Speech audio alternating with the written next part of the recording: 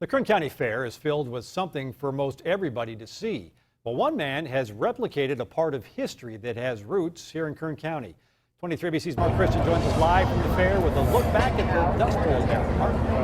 That's right, Todd. Just take a look. This is a tangible history lesson. This 1930 Model A Ford is fabricated to look like the mode of transportation many of these families took to get west. They brought their food with them, coffee, water pots, and the tires on the roof. But take a look, something's really surprising is this is an actual gas-powered laundry, and it works like this, and they get it started, and of course people can do their laundry, but it wasn't a form of everybody did it. It was for those who had the extra money for the trip.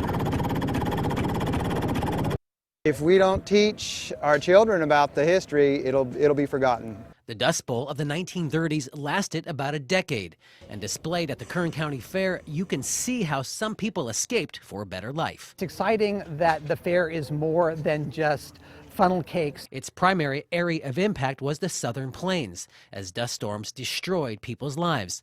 Many locals are related to those who were impacted by the devastation. I love the history of it. My family came out from Oklahoma and Missouri through the Dust Bowls. Hundreds of thousands of people were forced to leave their farms. Many of these families, often known as Okies, since many of them came from Oklahoma. Many of these migrants found new homes in Kern County. 200,000 come to California. And this automobile looks like what they traveled in.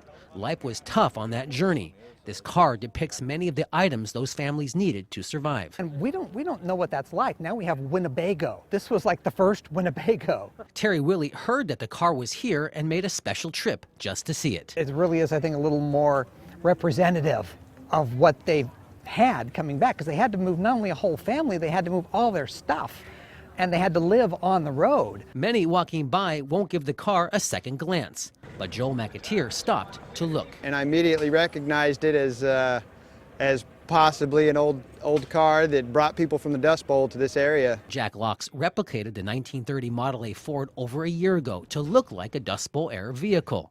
He displays it at museums and schools year-round because he wants to educate people. They say this is a hobo truck or an RV, or you get a lot of different, but basically this is a lot of history here. Now you too can experience a little bit of that history here at the Kern County Fair, but if you can't make it out, this Model A will be on display at the Dust Bowl Days coming up next month in Weed Patch. Reporting live at the Kern County Fair, Mark Christian, 23 ABC.